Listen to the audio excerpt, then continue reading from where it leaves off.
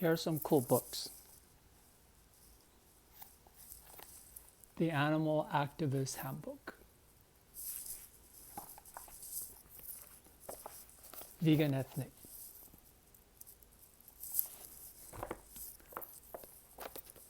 Forks Over Knives. A Sea Shepherd Chef vegan recipe. This one's interesting. No meat athlete. Another one is decolonize your diet. Today we're interviewing Kitty, animal rights activist Kitty. Can you hear me okay? Yeah, I hear you. Oh, Kitty, before I interview you, check out my shirt. It says punk rock vegan. Punk rock vegan. Get this shirt from Hell yeah, that's awesome. Inspirational Souls on Oh, Instagram. yeah, you know them? Yes, they make punk rock vegan shirts. So make sure you follow them on Inspirational Souls. Kitty, I'm really happy to talk to you today because people need to find out what's going on with the animal rights movement because it's gonna fucking blow their mind. It blew my mind because I have to tell you, like all the activists from the 80s to 90s to 2000. I'm gonna upload this video on YouTube later on. They need to watch this because you're gonna give me all this fucking rundown of the whole what's going on with the animal rights movement. We're gonna talk about Berkeley Animal Rights Center later on. We're gonna talk about the direct action everywhere later on. We're gonna talk about all the outreach you've been doing and all the other stuff you've been doing. But before we go to that, I'm gonna just give you a really short, simple, easy quiz. Okay. Kind of a little bit funny though. It's very simple and easy. Pretend because you know there's a lot of different organizations, right? Hmm. You're in a huge organization, open organization that anyone could join. So of course, there's going to be different chapters. There's going to be fuck ups. There's going to be people who do bad things, but later on they get kicked out or they leave and stuff. Let's say, for example, somebody did sexist thing, but they're no longer involved with the movement anymore or nothing like that. But what do we do with people who keep slagging off the group or putting the group down? Even the troublemakers and fuck ups are gone.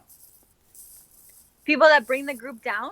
Yes, because what happened in the past, but the individuals who messed up, what I just call them fuck ups, individual who did bad things but are no longer involved with the group anymore, but they gave the group a bad name. But so Yeah. people blame the whole entire organization. How do we deal with people like that who keeps blaming the entire organization because of Yeah. the fuck ups? Yeah, that's really frustrating. I'm also a member of the report team for Direct Action Everywhere, so I Uh huh. handle some of the reports of and complaints about individuals, and I personally had to tell people that they're no longer welcome in the community. So it is frustrating when Uh huh. people continue to say like, "Oh, well, DXC is this and that," because some person that they had known in DXC had been that way. But I think it's just like a misunderstanding that like DXC isn't like one human being, like one entity. Like we're hundreds and thousands of people all working together with so many different backgrounds and experiences. So it's kind of sad to be written off as like any certain way when it's not. That's not the reality. Like we're so many people with so many diverse perspectives, and yeah, it's sad when people just write off the whole group, generalize like, oh, the whole group must be this way, and a Oh. lot of it's just Uh huh. misunderstanding, and rumors spread really fast on the internet too. So Oh, yeah, this is not just about DXC. We're talking about all different organizations, yeah, like and everything. And if an organization is going down the hill, the quiz is, what would you do? Would you stay in and try to fix it, or would you just leave and just slag them off online? What would you do? oh, That's a simple well, quiz. yeah. I mean, I encourage people, if people really don't like the structure of an organization that they're with, I mean, I encourage them to go do their own activism or try a different group. But it does break my heart when people get upset at a certain group, or disempowered by the form of activism, and then they just stop being an activist entirely. That's so sad, and such a waste of so much energy and potential and compassion. Like we have to channel that somewhere, Mm-hmm. because the animals in whatever cause you're fighting for, like, we're needed. Like, not that many people dedicate their time in life to making the world better. Mm-hmm. We can't give up. And yeah, I mean, I would also encourage people to stick with their organization, and Mm-hmm. if they're upset about something, to try to constructively work together to improve it. Like the organizations that I'm with currently, like, we've changed so much, and are constantly adapting and getting feedback, and trying to make things better, and make it a better group for everybody. And it would be sad if everybody just left if they didn't like it. Last, two more. I got two more simple quizzes. Very simple. Would you say you're a type of person good at bringing people together, or dividing people and dividing groups and stuff? Me What would you say? personally, Yes, yes. It's just a simple um quiz. I I feel like I'm a bringer together. I really Cool. love people. I Uh really huh. care deeply about people. Like every single person in my community, like at the animal shelter I volunteer at, in DXC, in my household, my neighbors. Like, I care deeply about everybody, and I would love to see a world where we assume good faith in one another and work together, rather than making things harder for each other. Oh, yeah. The reason I'm asking this is in the past, I've seen folks who were so good at just dividing groups, dividing people and stuff. That's why I'm asking this. All right, last simple quiz before we start the interview. If animals could speak our language, okay? If animals could speak our language, what tactic do you think the animals would tell us to use? Do the legal way? Have vegan burgers at fast food places? Do direct action, or burn the fucking system down? Get me fucking out of here. Do whatever any means is possible, or just or hold signs and protest. What do you think the animals would say to us in the slaughterhouse if they could speak our Yeah. language? I mean, this is subjective because I don't actually know. But I would assume, like, if I were an animal in a slaughterhouse, I would want people to come rescue me, which is part of the reason I believe really deeply in the tactic of open rescue. Uh huh. I believe that's just so powerful for people to go without masks and without shame and without fear, and say, we're going to take these animals out of this place of violence, and we're going to give them the life they deserve. And if you want to press charges, then do that. But we have to save them, because I believe that the animals that are being killed and exploited right now, that's all that matters to them, is to be taken out of there. Um, but yeah, I mean, I'm just guessing, but I don't Uh want huh. to, like, uh, I don't want to put down anyone's form of activism, but I do feel like we have focused way too much on, um, like, this vegan identity, Uh huh. about the humans and our health and all that stuff, which is important too. But if we're fighting for the animals, we should definitely focus on them and what they need. Just really quick. For people who don't know open rescue, can you just give us a quick information about open rescue there? What's it about and stuff? Yeah. Open Rescue, I believe, was started by Animal Liberation Victoria, and now DXC does it.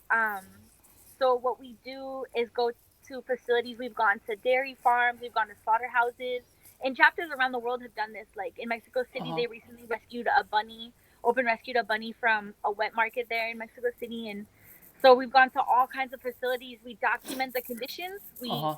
show, like, film ourselves and film the conditions, that people can see the reality of what's going on in these farms. We often target, like, humane farms, because we really want people to see that these labels are just marketing terms. They don't mean anything for the animals.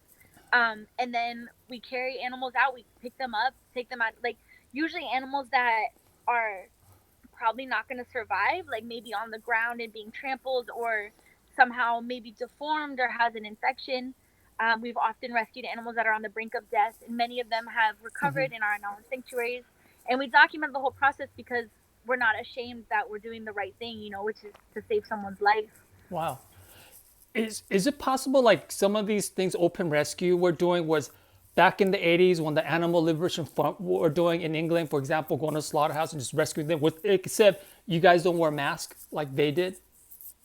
Yeah, I don't know too much about the ALF, but I Uh-huh. have seen, I did read a book, and I have seen, like, photos of them. So I'm not an expert on that at all, but I do know that one difference, and I'm not necessarily, like, pro or con ALF, Uh-huh. but they often have gone to, like, wearing masks, and often, like, destroy property as well. Uh-huh. which in DXC we don't do, but Uh-huh. I'm not really involved enough. Right. Like I don't know those groups very well Right, to right. even. They're not that active anymore like how they used to Yeah, be now. Because if they were active, I mean, this is my opinion. If ALF was active right now doing all these direct action, people online will go fucking berserk. They'll say, "What yeah, are you doing? We gotta carry more vegan burgers and stuff." But I don't know. It's a different generation. But I'm gonna get back to you on what you're doing and everything. But before we talk about all the what's going on in the animal rights movement today, but it's really amazing what you do because like you're an animal rights activist, and recently, before all this happened, didn't you go your group or with your friends? You went down to San Diego to help out the refugees or something. When yeah. can you tell me about that action you guys took to help out? It goes without saying that. Well, I hope it goes without saying that all oppression is connected. So many of the activists for animal liberation that I organize with and have met in this community Uh are huh. also really passionate about like racial issues and immigrant rights and women's rights and all kinds of other causes, which are really important. So we went together.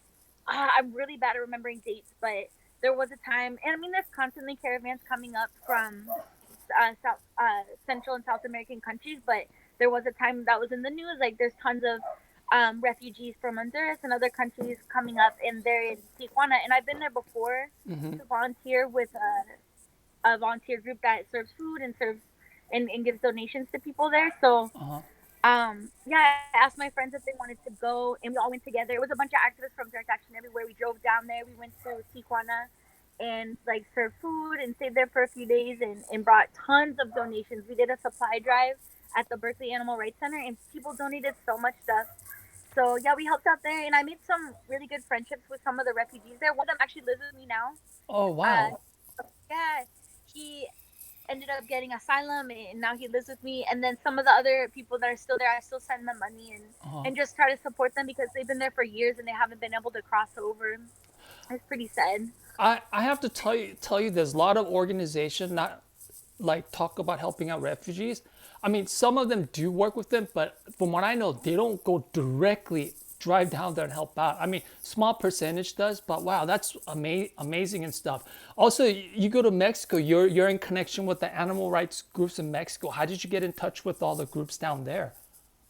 Yeah, there are quite a few groups like No More Deaths and Calma that come off the top of my head that do work directly with immigrants. Uh huh. And there's a lot of shelters down there. But I studied abroad in Mexico when I was a student.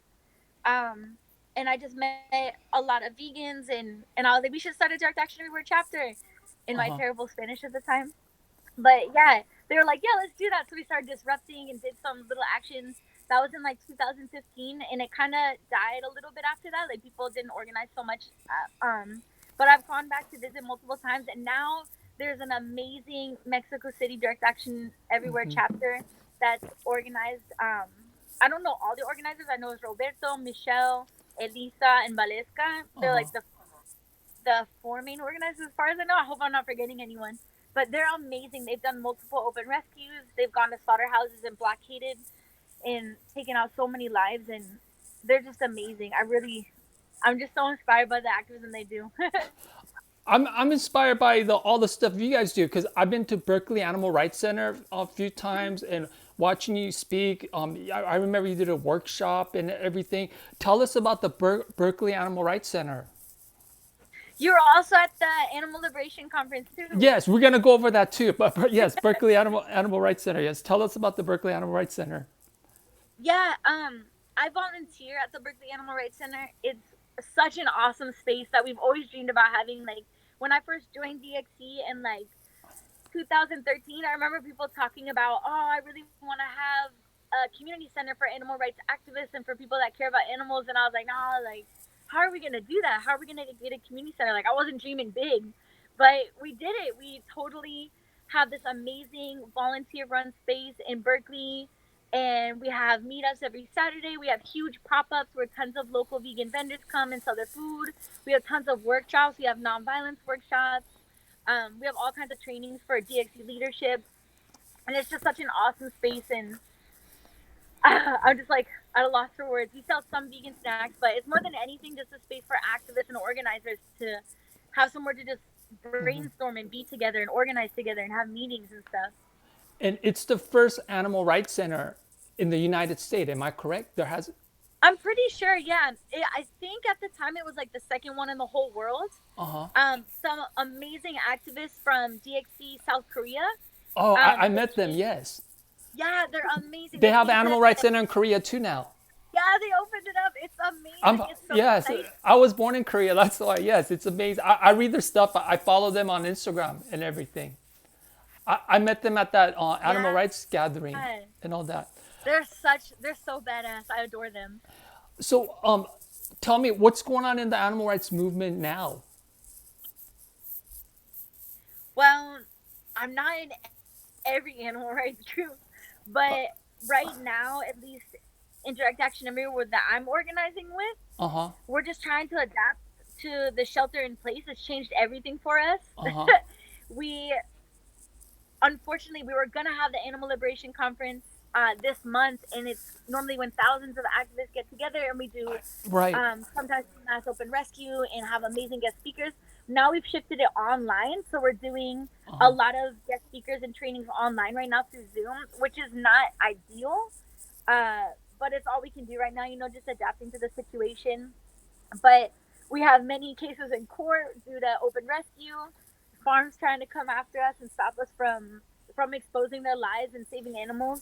And also in the news, not necessarily DXC, but there's been so much coverage about meat plants and slaughterhouses and just all kinds of facilities that exploit and murder animals, like being shut down and being exposed for exploiting workers and killing workers. And I think this is just such a huge moment that the world's hearing about the atrocities that happen in these places, and hopefully the world can shift, and change the way that we view animals and view these industries. Like animal agriculture is not idyllic and beautiful and family oriented like many of us have been taught to believe. It's like horribly exploitative, like exploiting migrant workers who are dying of COVID right now, like mass murdering animals, food and environment. And I think that our movement has really pushed that, and that is really coming out in the news now, I getting so much yes. attention.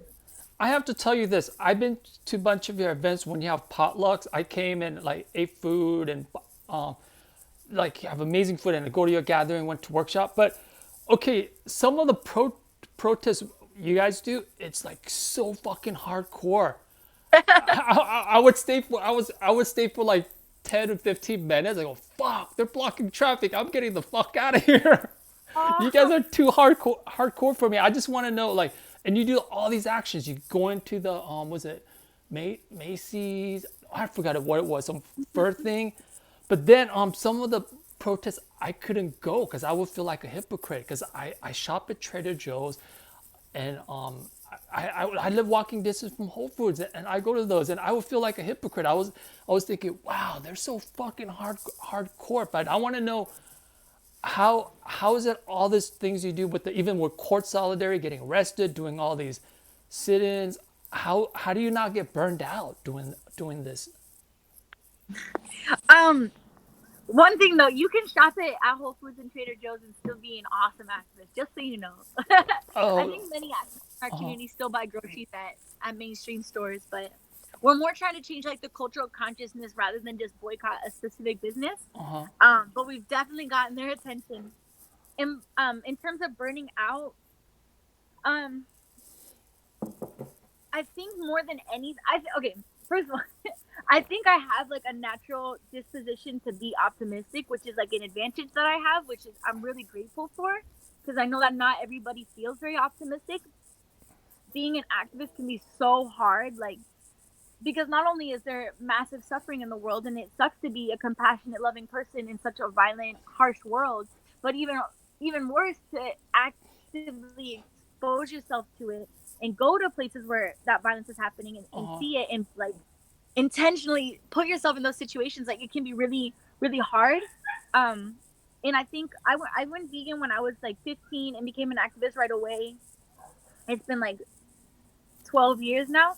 In the first few years, I was so intense and so angry at myself for not doing enough. Like every moment of my life was dedicated to doing some form of activism. Like I like all day in class, I would be writing letters to companies telling them to stop testing on animals, or I would be like during lunch, I would go pick up garbage and move worms off the street so they wouldn't get stepped on it, or table in the student lounge about animal cruelty. Like I just like nonstop, which is great, but like it was to the point that I was so angry at myself for not doing enough and just like so frustrated seeing this violence not ending because I was just one person, you know, I wasn't organized or anything, and I did volunteer with a lot of groups, but I didn't have hope, you know.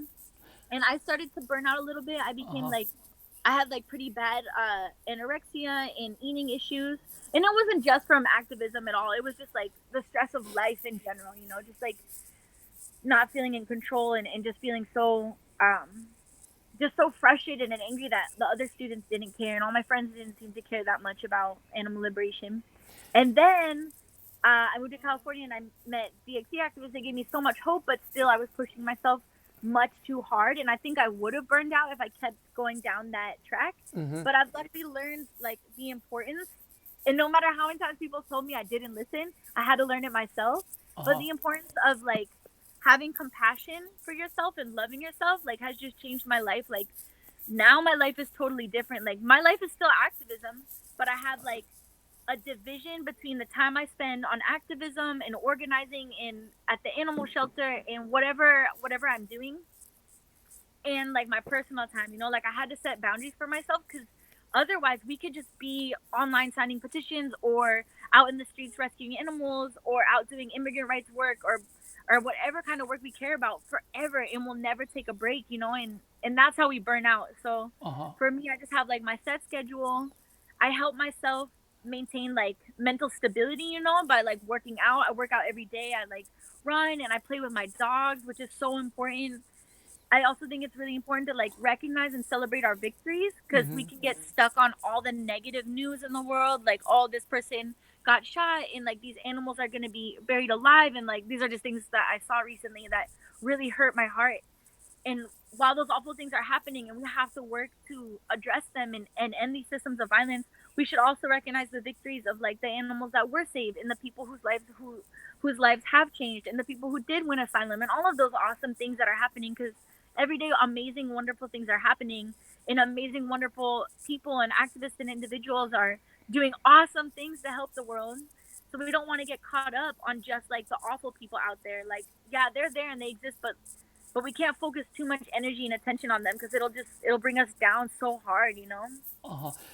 I've seen all these different movements grow all the time, and I've been to that animal rights conference last year and the year before that, where there was like thousands of people at UC Berkeley. And Mhm. it's just amazing because animal rights groups, when I went to the workshop, they study every other movement. They show like civil rights movement. They talk about the COINTELPRO and the Black Panthers, and they talk about everything at the workshop I went to. How come a lot of other organizations doesn't do that? Study every movement or like even study about animal rights movement. I think if this is my opinion in general, animal rights movement is the fastest growing movement right now before all this happened. It, Mhm. Yeah, I feel like sometimes uh the left and other activist groups don't take animal liberation very seriously. I still think we're kind of like on the edge, but I think more and more the world is recognizing like the more activists I talk to from other organizations and explain that we're not just saying like, oh, like change your diet, but we're talking about a real system of oppression. I think people are more and more understanding, you know. yes. Um, but we're still kind of on the edge there. But yeah, definitely has totally changed my life at DXC. Like we and I don't know how many other groups do this. Because I don't have that much experience with like every group in the world. Like I've been with like Food Not Bombs and a couple other groups. But yeah, we definitely like all the organizers is like a suggested like reading list and they have like documentary screenings with the protest team. Recently we watched Act Up, which was about the like AIDS crisis and it was just Yes, like in the 80s, to learn about their we supported ACT UP in the 80s. tactics. I They're was, yes, in the late 80s and early 90s. I'm sorry, I'm 51. So, yeah, yeah. oh, since you mentioned, Yeah. yeah, okay, keep going. Oh no, I was just gonna so you're Oh, totally right. It's important to study other groups and yes. tactics and And what works. I was shocked. I was go, wow, they're talking about ACT UP. And they even talked about American Indian movement and everything. It blew my mind. Okay, I want to show you a funny picture I got from your Facebook since you mentioned Food Not Bombs. Is this from Food Not Bombs dumpstering or what? This picture I got. Yeah, I was actually digging in that garbage. I Berk, jumped in, dug. Berkeley Food Not Bombs. Was this the Berkeley chapter? um, well, I wasn't actually getting food for food not bombs in that photo, but I did organize in or like help with the Berkeley chapter. I used to go like every day when I first moved to Berkeley. Yeah, I would go every morning and cook, and then try to go and serve between classes. I was really into food not bombs. And food not bombs is great. I still love them. You were a Cal student, right? At UC Berkeley. You graduated from UC Berkeley? Yeah. And weren't you volunteering at also the what is it, student co-op or something? Yeah. Yes. Yeah, when I moved to Berkeley, I jumped right in everything that I could. Food Not Bombs, the Berkeley Student Food Collective, DXC. I would go with Vegan Outreach and Leaflet. Yeah, I was at the Berkeley Student Food Collective for like 5 years. It was, yeah, it's really fun. It's like a little volunteer run grocery store right next to campus. Okay. How many years have you been doing this then? The whole activism. Like 12 years? Wow, that's a long time. Tell me about this right here, Yeah. this protest in the cage. Yeah, we were protesting. We actually, I don't know if people are aware, we successfully banned the sale of fur in California. Uh huh. And that was a protest calling out a company, Neiman Marcus, I think it's called, for selling fur and just how cruel fur is. So we had a bunch of people in cages Uh huh. with blood all over them. We were acting really scared, just the way the animals do, you know, just imagining how they must feel and try to like channel that. And on top of the cages, we put like a wood plank or like a wood, yeah, just a big piece of wood. And a bunch of other activists were dressed up with fake fur and they pretended to do like a fashion show. Uh huh. And it was just to highlight the how trivial these clothes are and how unimportant they are. And it's like all built on top of all the suffering. Like they have these fancy clothes. Like who cares about this fashion show when these animals are suffering, you know? And then they poured blood all over themselves too. That was a pretty theatrical one. It's those. It's really eye catching. But do you think like activities like that it grabs media attention, or would it look animal rights people as like they're crazy? Like, how do you think people Yeah. would? What kind of response do you get from like people who are passing by from that kind of activities? I think actions like that do get media attention Uh huh. and people passing by at that action, there was a lot of people watching and filming. Uh We huh. got kind of mixed results. Like a lot of people who witness our actions in person, like some of them cheers. Some people have joined us. Some people yell bacon or like whatever, like ignorant comment. Some people have thrown things at us. But for me, like my concern isn't so much Uh huh. what people think in the moment. Like we're not trying to change the opinions of the people Uh huh. that are in the immediate vicinity. Our goal is actually to like shift the cultural consciousness and put it out there that people are angry about how animals are treated and get the word speciesism out there, animal liberation out there, get our culture to shift and like change the way that we view and treat animals, not so much just change one individual at a time. Because like we're born into a world that's speciesist and racist and sexist and all these awful things.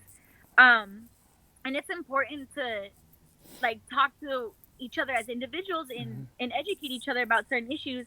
But in terms of dedicating like all of our time and energy in our protests, like I really think that there's a lot more value in creating a world in which people like by default are not killing and eating animals. You know, like it's not like we're born and we're like, oh, I want to kill and eat animals. That's just what we're taught to do. So we could create a world where the default is actually like respecting animals and not killing them. Uh huh. And that starts with us taking action. And we've seen that successful social justice movements in the past have taken nonviolent direct action the same way. And so we hope to achieve some of that. And yeah, I just think that we shouldn't not speak up for the animals, and we should do what they need us to do for them and say the things that they would want us to say for them and not worry if people think we're cool or not or if we're popular or not, because it's not about us at all, you know. Like if someone was killing my dog, she's right here, like I wouldn't care if someone thought that I looked like weird or whatever. If I was like angry and I went to go rescue her from a slaughterhouse, like I don't care what you think, because like this is the right thing to do. And I hope that I can set an example for the rest of the world, for people to disrupt and speak up and do the right thing, regardless of if people judge us or not. Like, I don't care if people think, like, what people think about vegans or whatever. I want people to think that, wait a minute, it's wrong to kill animals. Like, these people are angry. Like, what are we doing? And we get a lot of news coverage too, and I think that helps shift the cultural consciousness a little bit too. Yes, that's really cool. Another thing I want to mention about is sometimes I meet activists. Sometimes you could feel people's energy. Like I don't know Mhm. if you do, but sometimes I could feel people's energy. Like if I'm around somebody, I could feel all the anger they have. And when I was Yeah. talking to you, I felt that you were so fucking down to earth. I'm not gonna mention anything like that, but so, we're not gonna mention the name. But somebody gave you a donation for art and stuff. They say, hey, this is for you to use, and you were saying, oh, I'm gonna just donate that money to Mexico. I was blown away. I go, what the fuck? This person I'm is. sorry. I was going. This person is giving money so you can spend it, and you're gonna donate the money to a different cause. It's so fucking down to earth. It blew my mind. I know. I totally don't. They tried to make me promise, but I mean, I don't. It would go so much farther for someone else that needs it. It's like rare. I see this stuff, but since you've been doing it for a long time, for 10 years, I want to ask you this. Something I want to ask. This is for like questions and stuff. Somebody who was involved for many years. Okay, something went wrong way in their life or something. They start eating meat again, and I'm not Mhm. going to mention the person's name, but this person was on MTV long time ago. Was doing hunger strike when he was arrested. He wouldn't eat uh, dairy or meat, so they had to force feed him. But he started eating Mhm. meat and stuff. Somebody who were a lot of the older activists who did hardcore stuff. They started eating meat again. They just Mhm. got not involved with the movement and stuff. What would you say to that? People who used to care, but they don't Yeah. anymore. Yeah, it can be kind of discouraging. People that you looked up to, or maybe even organized with, if they kind of turn back on the cause that had once been so important to them. Uh huh. And I've had friends like that too. And I still respect them and love them as people. It is kind of sad, like, oh man, like I thought we were gonna be in the struggle forever. But I mean, we just got to keep moving forward. Like, I mean, obviously, don't like cut off your friendships. You can still care about people and respect each other, respect people. Like, I have family members who I love that unfortunately just don't get the causes that I'm fighting for. But we can't let anything stop us from continuing to move forward. We can't be like, oh well, this person dropped out and this person dropped out. I guess, like, what's the point of like being an activist anymore? It's like there's always a point. We have made so many, like, we've had so many achievements, and we've made so much progress. Uh A huh. lot of it we can't even see, and maybe we won't see until further down the road. But like, we're planting the seeds now, and generations before us planted the seeds then, and like, we're seeing it. Like, I really, like, I can feel. I can actually feel, but I really believe that change is coming. And like, I think right now too, with the pandemic, this is a huge moment for the world to stop and like think about, like, what have we been doing? Look where all these pandemics are coming from. And I feel like more and more people are talking about that. I'm seeing tons of videos and articles about slaughterhouse workers in the dangerous conditions. Like, that's what we got to focus on. Like, we can change the world. We can't give up just because somebody else gave up. Yes, I just thank them. Just say thank you. I'm nice to the people who are in the past Mhm. and stuff. Another question. This is a funny question, all right? Let's say there's a punk rock vegetarian band. They're punk rockers, okay? They have a message about vegetarian, okay? But the guitarist found out eats meat, but goes around and lies, say that he's a veggie, okay? What do you do? Do you kick him out of the band, confront him for lying, or just let it go? Is it this is my band? Yes, if you had a punk rock band and one of your member saying he's a vegetarian but is not, but behind everyone's back he eats meat and stuff, and all the friends say, hey, he's not really veggie, he's just doing that so he can stay in your Yeah. band. What do you do? Keep him in the band or kick him out or what? I would probably kick him out, not only because he's eating dead animals. Like, I have a lot of people, as I mentioned, that I love and respect in my life that unfortunately do eat dead animals, and it breaks my heart. But also because, like, I really, really don't believe in, like, deceiving people and lying to people like that, like if someone's going around saying like, "Oh, I'm totally feminist," or "I'm totally da da da," and it's completely not true, and they just want to get like gain points with people, like that's not okay, like that's like manipulative and like kind of skeezy. One more funny question, just imagination. A big band, animal. They have a really strong animal rights message. They draw hundreds and hundreds of people, play beneficial and everything. All right, and the singer is not a vegetarian, but the singer lies and have all these animal rights songs and everything. Do we confront them or just let it go because it's doing all the good cause for benefits and everything? What? Wait, what cause are they benefiting? Just all kinds of stuff. Oh, yeah. They're doing all kinds of benefit. I'll tell you why I'm asking this question after you answer it. um I mean, if I know them personally, I would talk to them personally, be like, "Hey, like, did you know that like that you're supporting this awful violence and you care about these other causes, and here's the connections, like look at that, like let's be consistent ethically and not support this violence, it's not necessary." But I don't think I would like publicly confront them, I just like move on, like whatever, like because I know a lot of activists that do amazing work and unfortunately remain speciesist, which is why we got to change our culture and change our world. Yes. The reason I was asking you the silly question is because I was one of my favorite band called Flux of Pink Indians.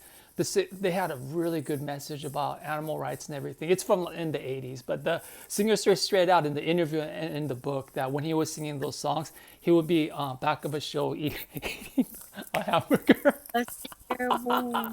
That's how I was just asking you this imagination question. I was going, what the fuck? I was reading it. I was going, what the fuck? This is insane and stuff. I still have a lot of respect for that band for all the stuff they did. They inspire me a lot. I got a tattoo, their symbol, their Flux of Pink Indian symbol. This is like from the 80s. They were full on animal rights. But it was just one member. He mentions in the book in the interview. So I just thought it was really funny. I was like, what the hell? Okay. Like I said earlier, I saw a couple of your protests, but like I said earlier, I didn't stay. It was too hardcore, way too hardcore. You blocking traffic, doing crazy stuff. So, people, what kind of activities could folks do? People who don't want to go to protests, who don't want to hold signs, who don't want to chant and stuff. What activities could they do without protesting to help animal liberation?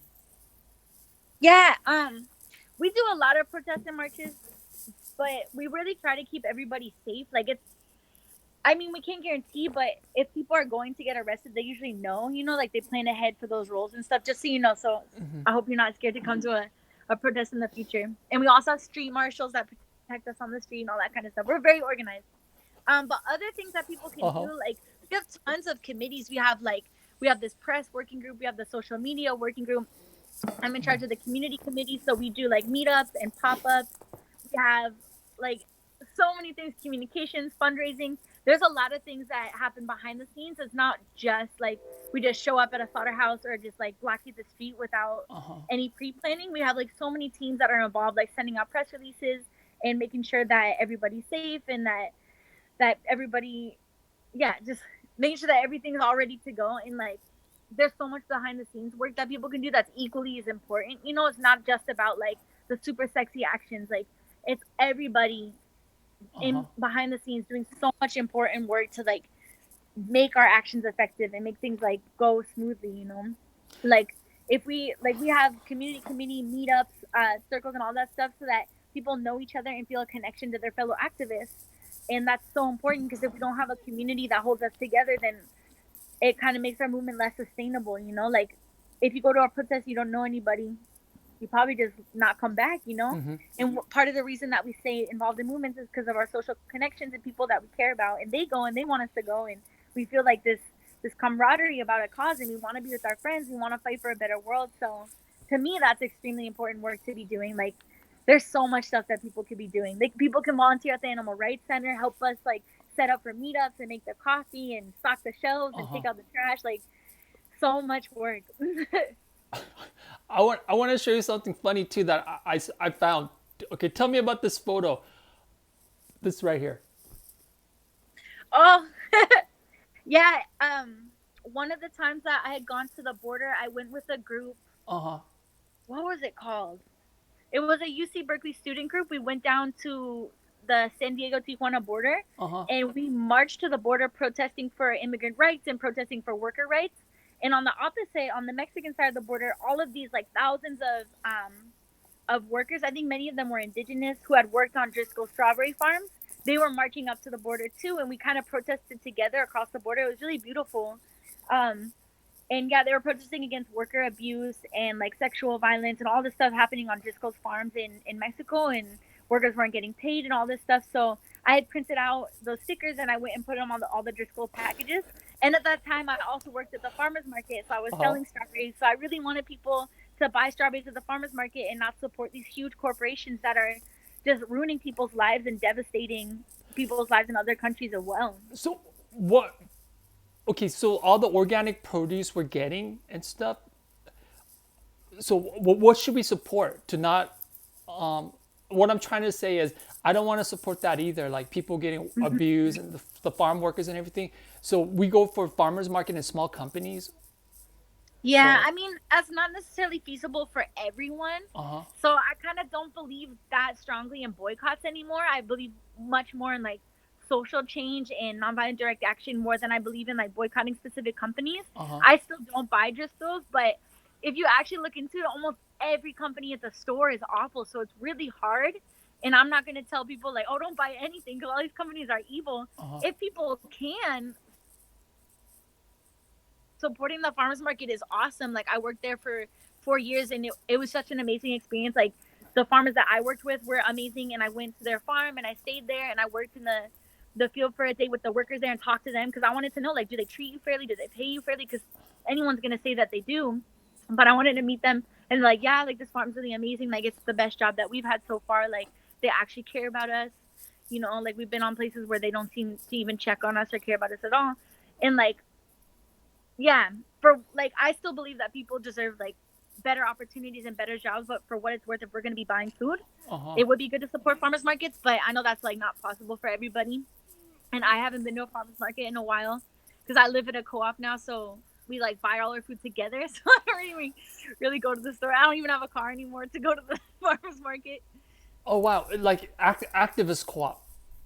Yeah, there's some amazing people here. Wow. So it's all like animal rights activists all living together. Um, all of us are vegan, Uh huh. and Rob and I are really passionate animal liberation activists. Sage was involved for a long time. Some people, as I mentioned, came from the are from Honduras and moved in with us. Mm-hmm. Um, Sky and Sabrina do amazing anti-capitalism work and teach classes on capitalism and all this the oppression and how awful that system is. Mm-hmm. And I can't even articulate. Like they teach so much. It's amazing. Um, yeah, we're all activists for animal liberation, but then a bunch of other little things too. Mm-hmm. I'm just rambling about it. Oh, I have to tell you this. At first, when you were protesting Whole Foods, I didn't know they were lying and stuff. And at first, when I saw the video, when you guys all protested, I was thinking, wow, what the fuck are they doing? I was all tripping out. But then later, you exposed the lies that Whole Foods saying it was an inhumane. They said it was a humane and everything, but you exposed that lie. That was really mind blowing.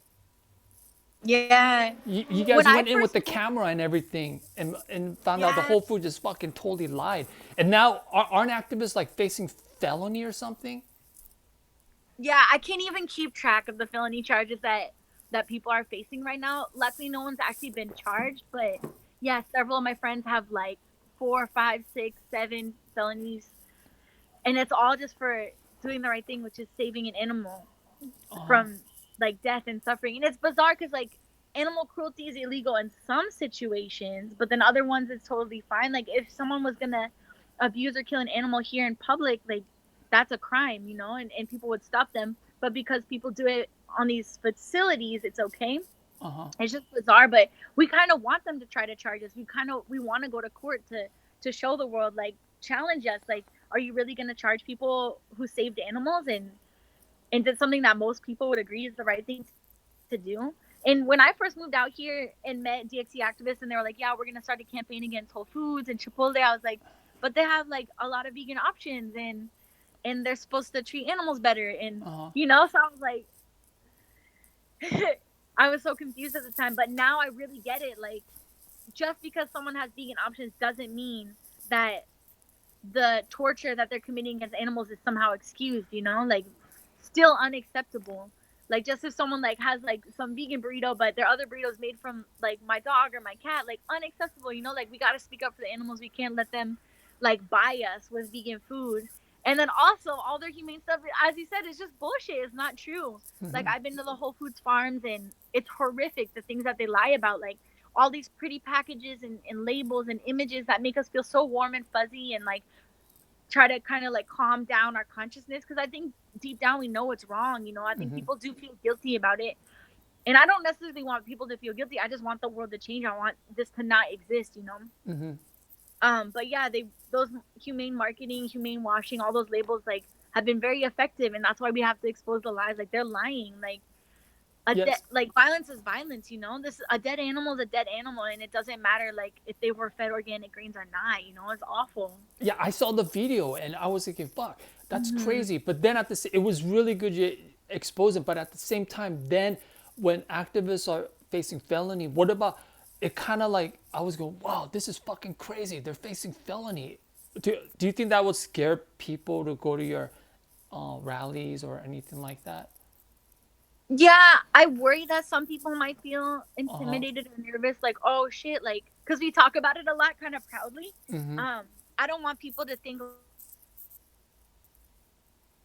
sorry, oh shit, if I join this group, I could like catch a charge or go to prison or be arrested. Like, not necessarily. Like, the people, like Priya and Wayne and like other activists, like they know what they were getting into. You know, like they have done they it's not like it was an accident that they got charged or got arrested. Like, everyone, as far as I know, that's been arrested at DXC action, Uh huh. I'm sure there's an exception I can't think of, but as far as I know, like, we've all been prepared. We've like filled out jail support forms, and like it's always been planned ahead.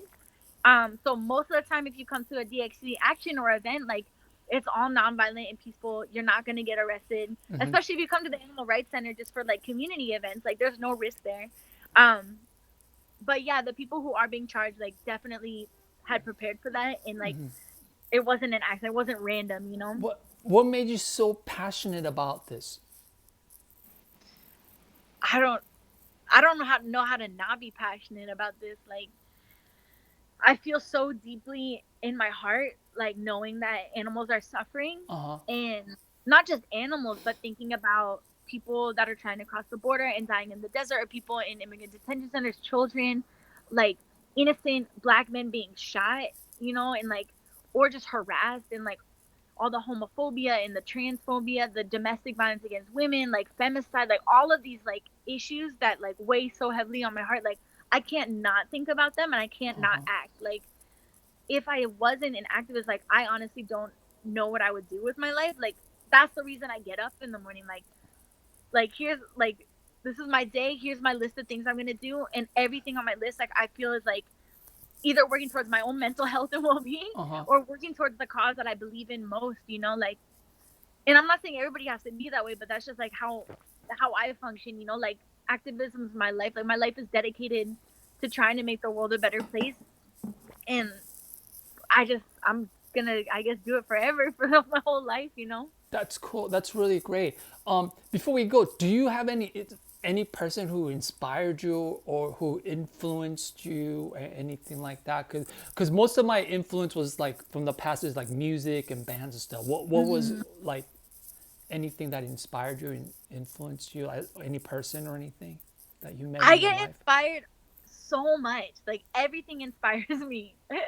Uh There's not like one individual that has inspired me, but genuinely, honestly, like, I mean this so sincerely. Like, everyone in the activist community, not just DXC, but every group that I've ever volunteered with, like, really inspires me. Just like that they've chosen to dedicate their time in life, potentially, to like fighting for a cause that otherwise they could just ignore, because most people do, and that inspires me so much. Like, the activists that I organize with, oh my god, like, I could begin to list, but there's so many people in this community that like I just adore them for like their bravery, for their creativity, their ideas, the Uh-huh. activism they do, the community support they do, like checking in on community members, making sure they're okay. Because right now, like our life has changed so drastically, and it's just like every day I'm so inspired to just know that I'm organizing with such amazing people that genuinely care about the world, care about me, care about each other, and that's what motivates me and inspires me every day.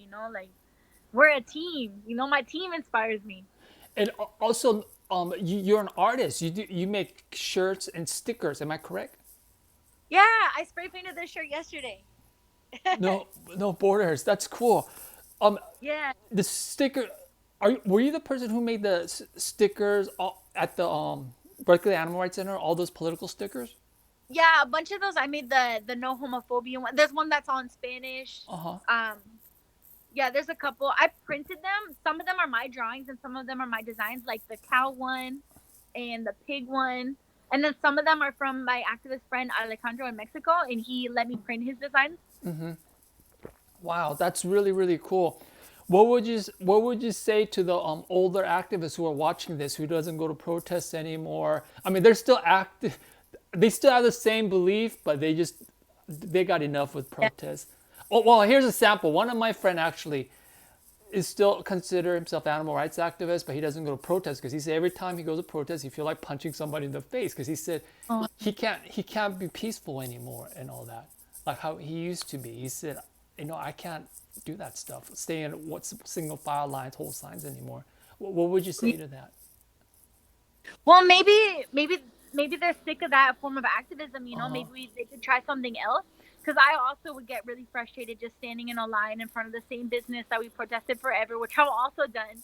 But it's much more empowering, Uh-huh. and motivating and inspiring to do an action like a mass open rescue or something. So maybe that's the kind of action that they would want to witness, or they could be like participate in, even, like maybe up the activism, try something that's new and like really impactful, like even if it didn't shut down the industry, like you saved that life, and that means everything to that life you saved, and that's really motivating. I gotta tell you this. I also checked out one of your workshops, the Berkeley Rights Animal Rights Center. It was called something about nonviolence, how nonviolence is Hmm. so important. I wish Hmm. I wish like some of your group would go to LA and give that kind of workshop to other organizations because in the past, this is a long time ago. In the past, like for example, I can't mention groups' name. These are non-animal rights groups, but they're like more like radical revolutionary group. I saw groups getting a fist fight with each other, Hmm. somebody getting jumped and stuff because due to they came from like tough neighbor and stuff over political difference.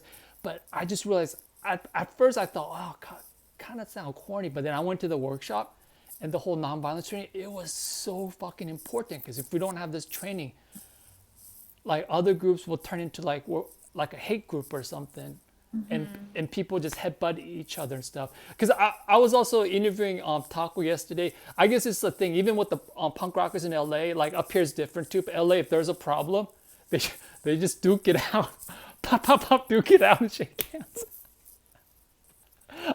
But I think that's really important. Like the whole non is that on YouTube or anything, so I could send it to my friends and stuff. The whole non Yeah, I know we have a recording somewhere of it. I can go look for it. We have recordings of almost every training. send it to me in private because I need to send those Yeah. to my friends who got in fist fights and stuff like that. They're more like a revolutionary groups and stuff. They're younger, but yeah, I gotta send that to my friends and stuff like that. It's really important though.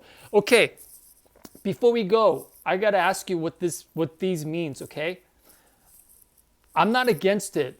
I just thought it was really, really funny because I never seen anything like this until I came from Northern California. You have to understand, I'm from South. I lived up there for 6 years when I first came up here. Okay, Hmm. I'm just saying I am not against it, but I had to bite my cheek because it was so funny. During your meetings, I saw this. I mean, I got embarrassed at first, but I think because I was not used to it. What does this mean? If Oh, we the look at the fingers. I'm not against it. Just I was like, what the fuck? I'm not used to seeing that at the meeting until I moved up here. What does this mean? I could totally imagine you just cracking up at a meeting. No, I didn't. I bit my cheek because I want to be respectful. I want to be respectful and stuff. I would just go, what? Yeah, that's in like big meetings, usually chapter meetings. Uh-huh. When we have tons of people in the room, sometimes people bring rescued animals. Like we've had chapter meetings with chickens and dogs walking around, Uh-huh. and so part of the idea is to like keep it a little quieter, so we don't scare the animals by clapping when we agree with someone. Uh-huh. And so oftentimes, if someone says something in a meeting and you're like, "Oh, I totally agree with that," you can show support just by doing up twinkle. Sometimes Sorry, sometimes people do down twinkle if they don't agree. We have all kinds of little hand signs during the meetings to kind of like help things flow, help Okay. it stay on time with the meeting and stuff. This is the last one. This I saw this first in UC Berkeley at fuck, I forgot the peace group name, but I saw it in UC Berkeley. Then later I saw it in Berkeley Animal Rights Center too. Because a lot of my friends will trip out on this too. I tell them and stuff. I am not against it. I just want to know. Everybody going,